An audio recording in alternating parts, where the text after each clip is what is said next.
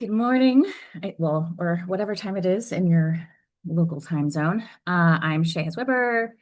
I am at Stanford University in the solar physics group, but I'm giving this talk outside of that capacity. It's my own personal individual capacity. Um, yeah.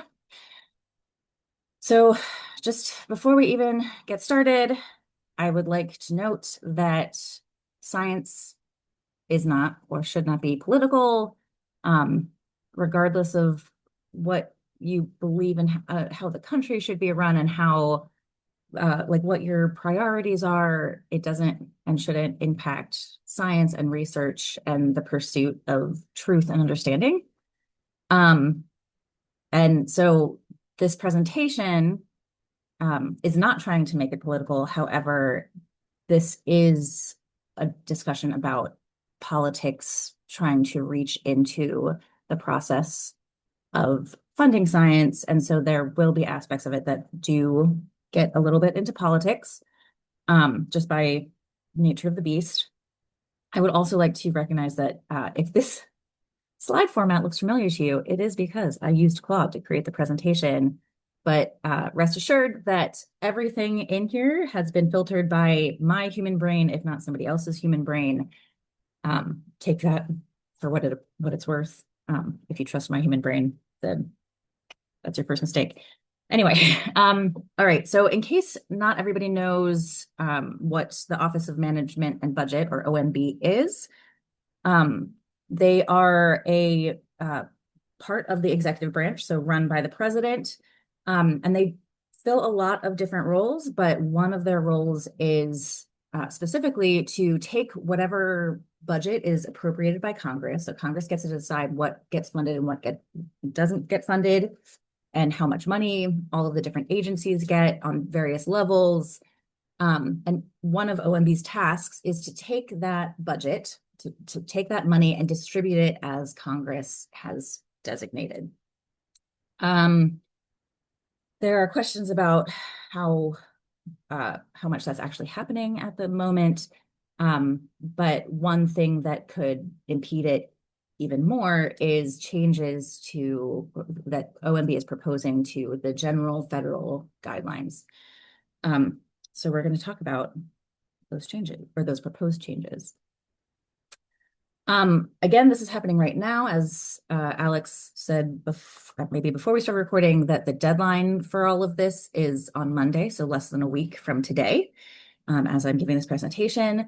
There's also been a lot happening in the past couple of weeks as we get closer to the deadline. One is that the director of OMB, who some of you may recognize his name, Russell Vogt, also known for his major role in creating Project 2025. He is in charge of OMB right now. And last week, I believe Tuesday, he was in front of Congress, not just about these regulation changes that are proposed, but about how OMB is functioning and running and whether they're distributing the money appropriately, et cetera. But he definitely got drilled a lot on these changes, and everything's recorded, and you can go and view that if you so choose.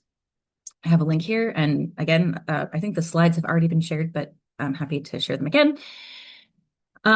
Also, within maybe a day, if not 2 days, 2 days, if not a day, whatever, already the National Science Foundation put out guidance that basically indicates how NSF is planning to enact these OMB changes even before the changes are approved. And so there's a lot of concern about that. I have a link elsewhere at the end in the resources page of Representative Zoe Lofgren of California has written a letter saying this is inappropriate. You need to rescind this draft guidance because the regulation changes haven't happened yet, let alone being like the period of public comment being done.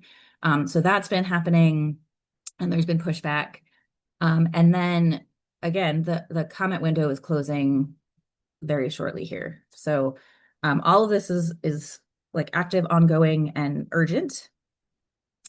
What I'm going to talk about is digging into a couple of the provisions of the rule changes themselves. Not nearly all of them. There is a lot in this document, but a few of the ones that are going to specifically impact science and research detrimentally. So we'll talk about those. I also have a few slides on some agency specifics, but they're mostly um, space sciences, because when I developed this talk, that's what it was for. But if people have insight into other agencies that could be added to this slide deck, I'm happy to do that later. The impacts of those rule changes and how we as a community of researchers would um, be hurt generally by these things. What we can do about it, both in terms of submitting this public comment by the deadline and other actions that we can take, and what writing these public comments entails, how to do it most effectively, what'll get the most traction, what they'll be used for, that sort of thing. So just a little bit about the guidance or the regulation changes. First of all, I don't recommend going and reading the whole thing. It is very long. I myself have not read the whole thing. I have relied heavily on the insights of other experts who have read the whole thing. And again, I have links to those resources. There's a lot of people who are much smarter than I am, and it is their job to go in and analyze this. So take that for what it's worth. It covers over 40 different federal agencies that award grants. So again, not just space sciences, not just like NIH, but anything from like there are grants for building low-income housing. There are grants for supporting farmers. There's grants across the board for so many different things. And all of those would be impacted by these rules. It is a proposal to change what's called the uniform guidance, which in and of itself is fairly new. So before 2013, the regulations for awarding grants in the federal government were dispersed per agency, and there was a lot of chaos and a lot of repetition and a lot of things that were potentially conflicting between agencies. And the Obama administration, for better or worse, there were both sides to this, decided to take all of those regulations and put them into one uniform guidance that regulates all of grant making across the entire executive branch, which I think clarified a lot of things, and helped in terms of understanding what all the different regulations are. Everything's in one place. You don't have to go dig for things. But also now we are here where it's much easier to make changes to that guidance. There are things that in the uniform guidance that are specific to certain agencies. NASA has a specific regulation about collaborating with international collaborators that a lot of other agencies don't. We're going to talk about that a little bit.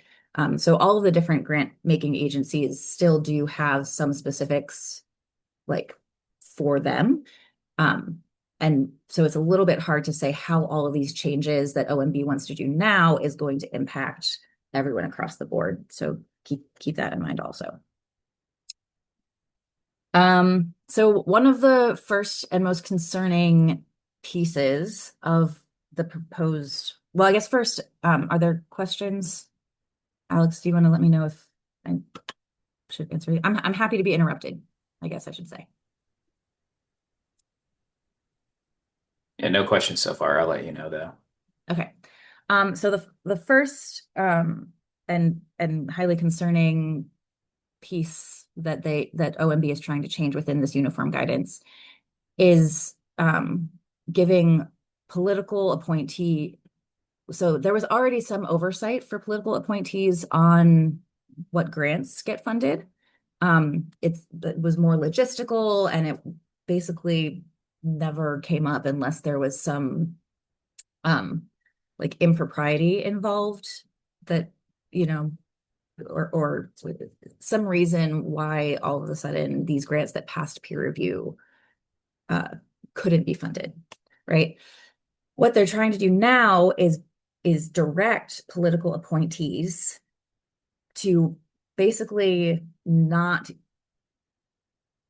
go by the peer review recommendations in general. Peer review would be advisory, not um, it was never it was never a guarantee if you got through peer review that you were going to get funded. However, now these political appointees are being told that they can basically ignore the peer review entirely. They can decide to fund grants that did not do well through peer review. So, for example, if you're thinking about for NIH, somebody who's trying to do a study on how like vaccines put chips in everybody, that would not generally make it through the peer review process, but a political appointee could decide to fund that despite the fact that it didn't do well in peer review.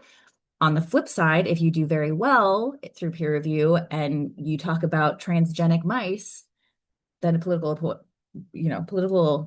appointees could cancel you because you have trans in your research, even though it has nothing to do with gender identity. But they also can cancel things for reasons such as the PI being trans or non-binary, such as your immigration status. There's a whole world of reasons that they are saying are now allowed in terms of canceling grants. And um, one of the other pieces is that they don't have to tell you why. They can just not accept it. So that is very, very concerning. Peer review has been around since World War II, and while there are flaws in it for sure, um, being able to just bypass it is is concerning for science overall. Um, any Again, Alex, interrupt me or anybody interrupt me if you have questions.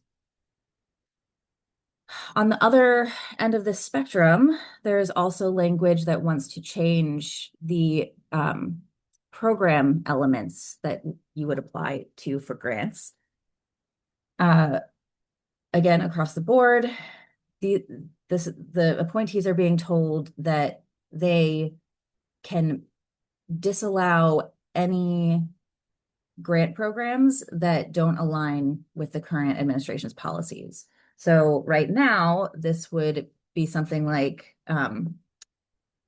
climate studies. They can just not solicit those programs because they don't want people to have federal dollars to research that. In a different administration, if they were very environmentally friendly, they could do the opposite. They could say every single federal grant program has to have something about environment in it. So again, trying to make this apolitical, this is a problem regardless. It basically makes it so that politics has control over what grant solicitations even make it to us in the first place. So tied with the previous rule change, this would make this would embed politics on both ends of the grant making process. What's provided to apply for in the first place, and then which grants are selected at the end. I will keep going if I hear anything else. In the middle of the whole process, it makes it easier for any administration, this administration, to cancel grants, even if they are active and have been going for multiple years. So if you were awarded your grant during the Biden administration, if the administration or political appointees within your agency decide that it doesn't align with their priorities or the president's priorities, they can cancel your grant, even if you already have it. This already exists in for some contracts. So, for example, if you are if you're having water service to your federal building and you no longer need that service for whatever reason, you're going with a different company or what have you. There's already termination for convenience language uh, in that aspect of federal funding, but it has never before been applied to research grants or there's another funding mechanism called uh, not collaborative agreements. What's the word I'm looking for? Cooperative agreements. And these termination for convenience clauses would retroactively be applied to both grants and cooperative agreements. Again, they do not have to tell you why you're being terminated. They don't have to have a reason of non-compliance or like money fraud or anything happening. They can just apply essentially whatever reason they want. And there's a list elsewhere that seems as though it would also apply here of, again, if it's gender ideology, if it's immigration status, if you promote anti-American values for which I would interpret as protesting, right? If they think that you are part of Antifa that does not exist, um, that's grounds for canceling your grant. Again, this is not in the regulations now. This is proposed, so nobody panic. But if this passes, it would have like broad scope implications. And again, they don't have to tell you why they canceled your grant. Um, I, again, trying not to get into the politics of it. There are also implications for like First Amendment, 14th Amendment, Fifth Amendment rights, freedom of assembly, freedom of speech, even freedom of the press. If you consider like writing proposals and publications um, to be, uh, part of freedom of the press, all of that is at risk based on this language. Again, I already talked about this a little bit. They, since the very beginning of 2025, I believe the day of the inauguration, there was the executive order that uh, shut down most of our diversity, equity, inclusion activities. This would, I don't want to say ratify it because that implies law and Congress makes laws, but this would make it more formal in the executive branch regulations. So it would be in writing and would have to go through this whole process of public comment to undo it all over again. So this would make it much harder to push back against because it's in the documentation. Um, Also, in terms of international collaborations, this would make it much more difficult. As I said, NASA already has restrictions on collaboration with foreign entities, whether it's a person or an institution. And that's been in our regulatory documentation for a long time. That would essentially expand this, it's called the Wolf Amendment government wide, and it would expand it with in NASA as well in terms of which countries we would be able to work with or which foreign entities we'd be able to work with. So right now there's a few specific national security, like North Korea, that we're not supposed to work with. Iran is on that list at the moment. But this would expand it. And so essentially the administration could decide that we just can't work with any external collaborators, any foreign collaborators.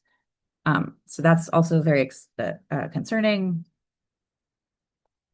And then, as I was mentioning a little bit before, in terms of publishing, like stepping on some of our First Amendment rights, we would no longer be able to use our federal dollars to do things like attend conferences, join professional societies, such as, well, I believe the USRSC is free, so you don't have to spend money on it. But if at some point this became a membership payment process that would affect your ability to use your indirect costs or your grant funds to join the USRC.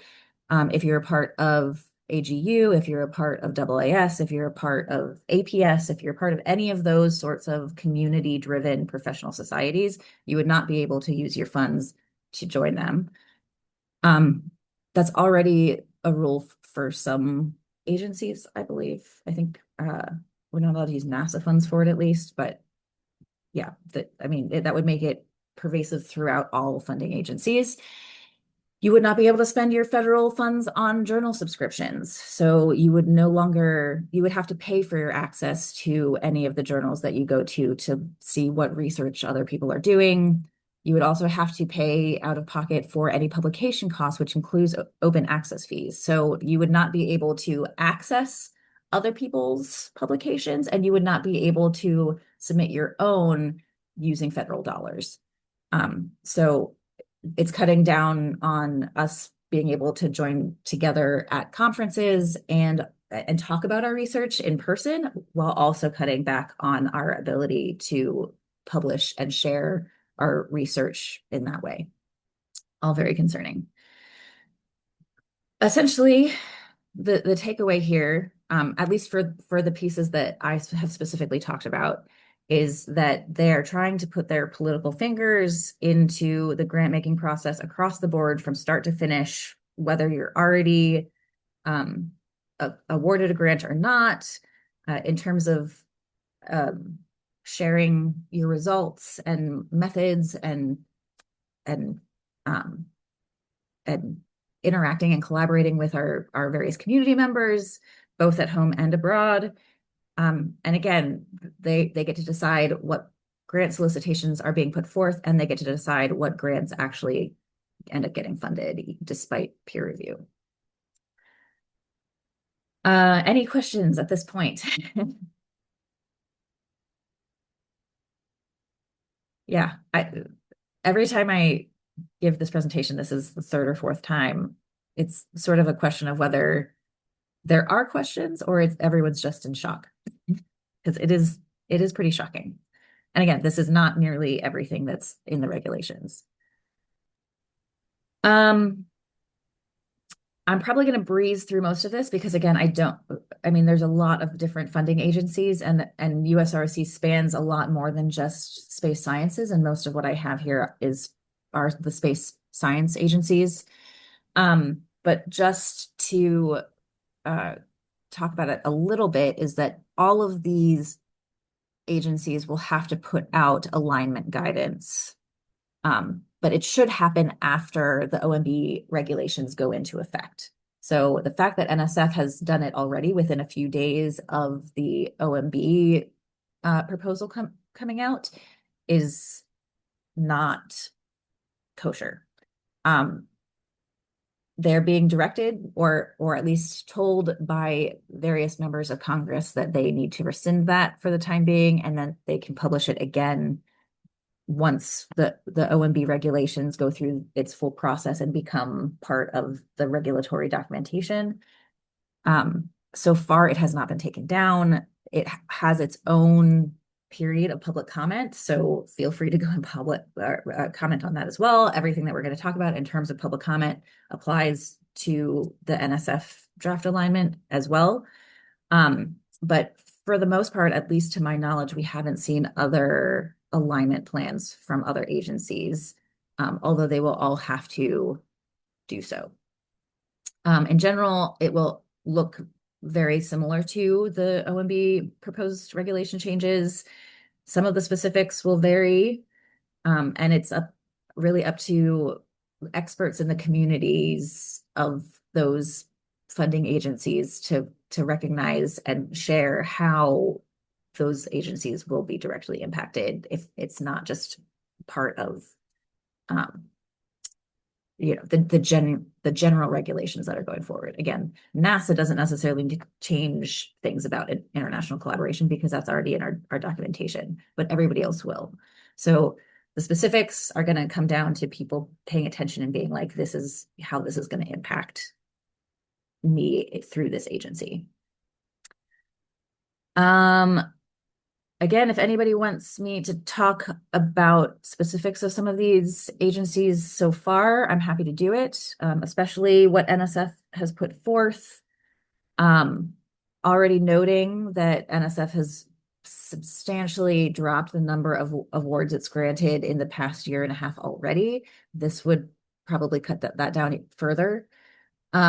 If you're interested in some of the actions that Congress is doing to push back on NSF's draft guidance, I have a link to Representative Lofgren's letter, which has made me happy. So if you want something hopeful, you can go and read that.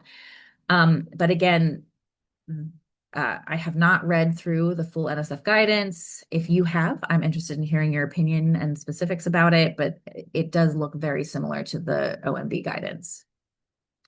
I also have information about DOE if people are interested, NASA, and the various funding mechanisms through the Department of Commerce, which includes NOAA and NIST, among others. Um, it's not just civilian agencies, so military will be impacted by this as well. So if people have questions about that, again, not an expert on the military side of things, but I've had input from people who have shared this information with me. And this is a list of all of the different co-signing agencies that already are saying that they will abide by these rules if they are changed and will come out with their own draft guidance on how they're going to align with the OMB regulations. So uh, these ones in orange are the ones that I have addressed in the slides. So once you have the slides, you can go in and look in more detail. But if any of these apply to you, your agency is already on board. Well, I don't want to say on board, is already um, signed on to whatever, to these implementations if they happen. So again, Department of Education, NIH is on here, Agriculture, Health and Human Services, all of these agencies will be impacted, and really any that aren't on here will also be impacted. Any questions before I keep going? Okay. So what can we do about it? That's all the depressing stuff. Now hopefully this will be actionable, hopeful things that we can do. And the more people who do them, the more impactful they'll be. So first of all, use your professional societies. You are all here because you're part of this professional society. You're tuning in. You're using the resources that they're providing to you to be knowledgeable about the topic. Excellent, great first step. I'm not, I believe that the USRC, Alex, correct me if I'm wrong, it actually has signed on to support this APS tool that I can talk about in a little bit more detail. A Yes, lot, actually, I just added the link in chat as well. So if anybody wants to check that out right now, yeah, the USRC has signed on to as one of the supporting organizations for this effort. yeah, APS is the American Physical Society. So basically, physicists in the US are part of the society. But again, especially right now, a lot of the professional societies are joining together to try to push back on things. So this is not nearly the only tool. Again, the societies for space science, AGU and AAS, have their own guidance and tools. I'll note that um, at least most of the what I've seen out of various professional societies are just guidance on how to write a good comment, not necessarily a tool to help you submit a comment. The APS tool is great because it will help you, it'll walk you through what you respond to. It'll collate everything that you put into it into one cohesive letter with pointers to specific sections, and it helps develop a effective comment for you, and then it will submit for you as well. So that's sort of why I'm recommending this one. But again, AGU, AAS, pick your poison. of like all the various other professional societies, they all probably have guidance on submitting comments. Another good one is Stand Up for Science, which is for all science and medicine and everything. They have a really good comment guide and action portal for other things that you can do, like writing for Congress. So, and there's also, they had a webinar a few weeks ago that's recorded, and I have the link to that in on my resources slide as well. If people want to hear people, again, experts who are much more knowledgeable in this stuff than I am, that I would recommend that webinar. More actions, as always, contact Congress. Calling, as you may have heard before, calling is the most effective thing to do, whether that's leaving a message or actually talking to someone on the other end of the line. Honestly, if you can get an appointment with your Congress member or a staffer, like that's even better, but that's a harder slog, and there's not an expectation that everybody's going to go and try to do that. So calling is great. If you can't call, or if you're just uncomfortable calling, email is fine, right? Like contact them over not contacting them is better. There are specific things that Congress can do. I don't know the details about this Congressional Review Act resolution, but I believe that would basically be them coming together and saying, OMB, you just can't do this. We're saying no. This is not, this is against the law, basically. Or they can do this, what's called an appropriations rider, and when they pass, assuming they pass a funding bill for this coming year, they can put in it that none of this is allowed. Right. So basically for the next year and the appropriations of that money, it's still allowed to be spent on going to conferences. It's still allowed to be spent on publications. And so that can override what the OMB regulation is. Because again, Congress has the purse strings, Congress makes the laws. If Congress says you can spend your money on this, that's what's the most important. I don't care. Oh, Real go ahead. quick, I'll just note here that this was one of the things that some of the Congress people were trying to push for when the last round of the minibus went through. They were trying to get this more in writing to not allow these like rescissions, these pocket rescissions and such, which did not go through. But with support from the community to push for that sort of thing, it will encourage more Congress people to sign on for these sorts of very clear, written into the budget that you must spend this money. You can't set it aside and do other things with it. I'll push back on that just a little bit, just Yeah. to be like specific and accurate. So this specific OMB regulation, like proposed changes, this came out in May. So when the science minibus passed, that was in January. This didn't exist yet. So that was not specifically in response to this action that OMB is trying to do, but it was pushing back on things like OMB not dispersing the money as Congress approves, which it seems to be what's happening right now, at least through for certain agencies.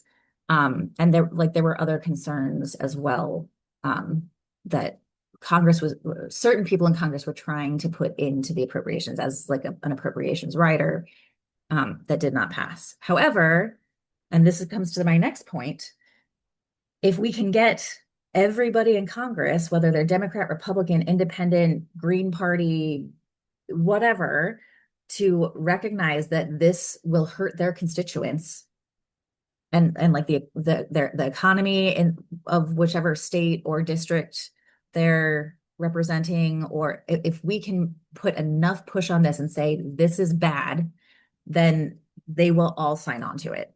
They, as much as it doesn't feel like it right now, public pressure does make a huge difference. That's part of why the minibus for science in January passed with basically the same level of funding as previous years, is because so many organizations like USRC, like AAS, so many professional organizations and so many people pushed back and said, we don't approve of the cuts that the president is proposing. So So like community action is very important. And again, it doesn't matter who your representative is and what their political persuasion is, like telling them how this will impact you and impact other people in their districts or states is is very useful. And again, you don't have to do this if you aren't aware of them, but if you're aware of different laws or executive orders or other things that are um, antithetical to what OMB is trying to do, again, being a solar physicist, I have an example for space weather in here. There are multiple executive orders. There's a congressional mandate, something that is actually law that this would conflict with. And so pointing those things out to your Congress member is also very helpful. Again, not required. You don't have to go and do research on that stuff, but if you know of things, point to it. And then again, like I'm doing right now, tell people, share the resources, feel free to share this presentation, get your institutions to sign on. Um, Institutional comments also count. Like it's not just people, it can be entities as well, putting this is going to impact us negatively in these ways. Um, and again, just with the deadline of Monday, going in and submitting a comment, especially a substantive, I think that's a clawed word for it, but we'll talk about what a substantive versus oppositional comment is. But substantive comments are extremely helpful. Oppositional comments are great. And if that's all you can do, just like calling versus emailing. If you can't call, email. If you can't write a substantive comment, write an oppositional comment. So Um, quick, you had one question, which I think you're going to get into with this idea of the substantive comments, but was just a question about, are there any specific comments or provide any suggestions on ways to refute the language that's used by OMB to support this change? So what they're using or what the language they're using, I assume is what is being said here, how to refute that specific language. yeah, so one of the things that I've been doing is, I mean, again, as researchers, right, you never want to cite a paper that you haven't gone and read, right? Like you never want to, you want to be informed and you want to know what it is, what the actual language is. Like there's my own papers. People cite some of my papers, and I'm like, I never said that. I don't know where that came from. They must have cited something else that cited something else, and it's like a whole like written telephone game of, it turns into that I said this thing that I didn't say or meant this thing that it was not in the paper. So knowing what the actual text says is good, is I would say very important. I go in and I actually quote it. You can especially because there's are section numbers on things. You can just search the document for that section number and read that piece of it and like copy and paste it and say, it says this. This is like my interpretation of it or whatever, and this is how it would impact me. So quoting the source, absolutely, I would suggest doing. I'm not sure if that answers the question, but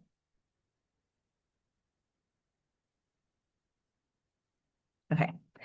And to the public comments. So the difference, well, first of all, very important is that OMB legally must consider every unique comment before they can pass these regulation changes. It is legally required. It's there's not a way around it. There's some concern that they might try to shove them all into AI and do it that way. There are people already waiting in the wings to sue them, to force them to actually go through and respond to every unique comment. Um, it is possible, but not probable that they'll get so many comments that they'll just be like, whatever, we don't want to deal with it. We're going to give up on this. Unlikely, but possible. I have not checked in the last maybe 48 hours. Um, but the number of public comments so far is over 80,000. In general, whenever there's a regulation change, and it goes through a period of public comment, normally they get to somewhere between 2 to 3,000. So we are orders of magnitude higher than that, which is great. But the more that we submit, the more they have to go through. So it at the very least slows them down. And if we can get enough in, it makes it more likely that they're going to be like, we just don't want to deal with this. Right. So don't let 80,000 be like, oh, I don't have to do that. Be like, take it as inspiration of like, let's get it to like 100,000. Let's get it even higher. Um, According to the website, they're at 98,973 right now. So oh, close to bring 100, it. but yeah, Yes. we're almost there. I mean, almost there. Like there No, is the sorry, upper right. limit, We need right? to go more, but Almost to yes, 100K. But almost to then like 100K. then I would be like, okay, can we get to 120? Yeah, that's fantastic. That just made my day. Okay. All right. So now in terms of opposition versus substantive comments, an oppositional comment is basically going in and saying, "Hey, I disagree with this. Um, like I don't think that you should pass this, and for these reasons." It can be just a few sentences. I mean, anything can really be just a few sentences, but an oppositional comment is just noting your displeasure, essentially, right? It's general. It doesn't have specifics in it necessarily. Like, yeah, I did write initially an oppositional comment that was quite long. So it can also, you can just like spew all of the things that you don't like into it. But if you don't get specific with section numbers and concrete examples, uh, they can just respond to the comment in general. And so it still is oppositional, not substantive. Substantive comments, you cite specific sections and specifically what harms would happen because of those sections. Um, this can be used, I mean, any of the comments can be used, but it can specifically be used for lawsuits, especially if OMB does try to pass the regulation, there's going to be lawsuits. It gets a little bit more complicated at that point because the lawsuits would have to be per specific regulation. But that's why pointing to the section numbers so that they can go in and say, okay, here are all the people who said that the things in this section are going to harm them. And they can use that in their lawsuit. Whereas for an oppositional comment, there's no real way, like, there's no real way unless they read through all 80,000 comments 98,000 comments, um, there's no way for them to kind of pull that out. So substantive comments make that much easier and helpful. And the other thing is that Congress can use any of these public comments. So um, and again, especially for specific sections that they're concerned about, if they're not concerned about all of the changes, OMB can potentially pass some of these rules and not all of these rules. But if there are specific rules that are concerning and they're called out in the comments, Congress can use those to say, no, no, no, no, no. We're not going to do that. Okay. So a substantive comment, first of all, really slows OMB down because they have to reply to each sectional identification. And then it can be used legally and it can be used congressionally. So that's what makes the difference. Um, it has to be in your own words and it has to be unique. If we copy and paste language that and like, say 10,000 whatever people do that, all 10,000 of those comments can be taken as one comment. So it has to be unique, even if you use sort of stock, like a stock setup, going in and adding personal things to it, and making it your own is much better. I would tend towards not using stock at all, which I know makes it a little bit more of a hurdle to jump through potentially, but the more unique your comment is, the better. Um, yeah, I think that's all I want to say on this slide. Questions on this? I'm going to talk more about substantive comments in a minute. No Okay. comments at the moment. Okay. But it's 9:50, so just Okay, I will heads try up to on speed up. time. Okay, so again, uniqueness, be original. Um, Using a template is okay, but don't copy identical text. Using section numbers is really important. You don't have to be a lawyer, just having it be your own personal experience is valuable. Again, especially for Congress, especially for legal proceedings where they can say, look, this is really going to hurt my constituents for this piece in these ways. That's very important. If you use the regulation.gov site to submit, which does allow you to submit anonymously, if you type your response in the space that they give you, there's a 5,000 character limit, but you can upload a PDF and it can be however long you want. But again, if you use the like for example, the APS tool, there's no word limit and they'll submit it for you and it gets around the whole thing. One caveat is that I don't think that you can submit that anonymously. So be aware. You can use the tool, copy and paste it, make it a PDF and upload it anonymously if you'd like. There's different ways to get around it, but bear that in mind. I don't really like this slide because, again, I think any novel argument is important and valid. But traditionally, these are, I guess, the things that people, at least people in Congress, when you're talking to a congressperson, these are the things that they like to know about. Um, I honestly would say ignore this and just put in whatever is your piece. Like if you care about national security and if you know about national security and ways in which this would affect it, like space weather could take out like military satellites. Okay, if I can't get my space weather grant funded, then that has national security impacts, right? All of that stuff can go in. I would not limit yourself to these, but if you're looking for some specific guidance, these are reasonable arguments to make. In terms of building your comment, again, here's a QR code to that comment portal. The link is in my resources slide at the end. There's no upper limit on how many comments you can make. You can do one long one. You can split things up so that you do one comment on personal impacts, one comment on global impacts. But again, having them be substantive and point out the sections is important for all of these and beyond. I mean, not everything is listed here. What I have been doing is splitting things up based on section. So putting in all of the different impacts that I can think of per section and submitting those as comments. Even if you write one sentence about a section, that's totally reasonable. Like this will hurt me for this reason.